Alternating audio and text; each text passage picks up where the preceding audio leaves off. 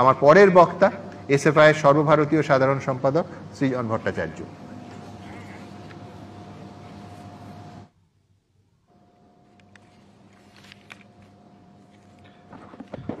শুভ সন্ধ্যা।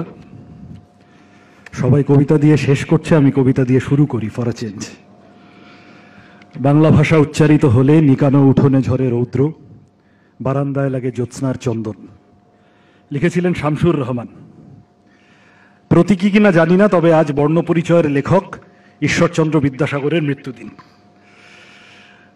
যে এপার বাংলা গোটা দুনিয়াকে একটা রবীন্দ্রনাথ দিল, একটা নজরুল দিল, সুভাষ বোস দিল, মাতঙ্গিনী দিল, সত্যেন বোস দিল, প্রফুল্লচন্দ্র রায়, ক্ষুদিরাম, বিবেকানন্দ দিল, সেখানকার মানুষকে নিজের ভাষায় কথা বলার জন্য জেসিবি লোডারে করে জঞ্জাল ফেলার মতো অন্য দেশের সীমান্তে ছুড়ে দেওয়া হবে। আর আমরা খেপে যাব না, আমরা গর্জে উঠব না, আমরা কাটাছেঁড়া করতে বসবো। দুঃখিনী বর্ণমালার এই দুর্দিন আসবে, আগে কখনো কল্পনা করিনি। প্রশ্ন অনেক।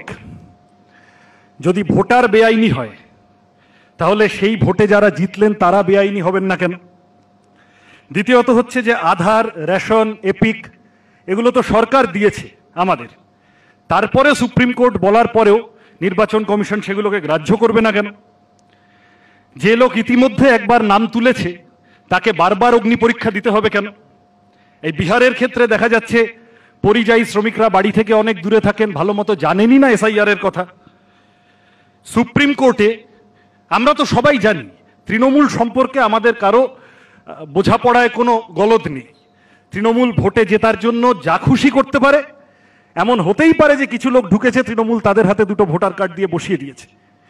কিন্তু রেগুলার ইলেকটোরাল রিভিশনের প্রশ্ন, সেটা যদি সদিচ্ছা নিয়ে করা যায়, তাহলেই তো এই যে বুথে বুথে 50টা 60টা করে লোক হয় মারা গেছে, নয় বাইরে চলে গেছে, তৃণমূল তাদের ভোটটা দিয়ে দিচ্ছে, এগুলোকে আলাদা করা যায়। সেটাকে অনুপ্রবেশের প্রশ্নের সাথে লিঙ্ক করানোর কারণটা কি?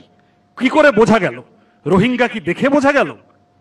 সুপ্রিম কোর্টের হলফনামায় কয়েকদিন আগেও নির্বাচন কমিশন যা জানিয়েছে, তাতে করে তারা এক জায়গা থেকে আরেক জায়গায় চলে যাওয়া বা মৃত ভোটার এরকম অনেক কথা বলেছে। বিদেশি ভোটার পাওয়া গেছে এমন কথা কিন্তু নির্বাচন কমিশন সুপ্রিম কোর্টকে বলেনি। তাহলে অনুপ্রবেশের সাথে এই লিঙ্কটা কেন? এটা মিথ্যা প্রচার হচ্ছে।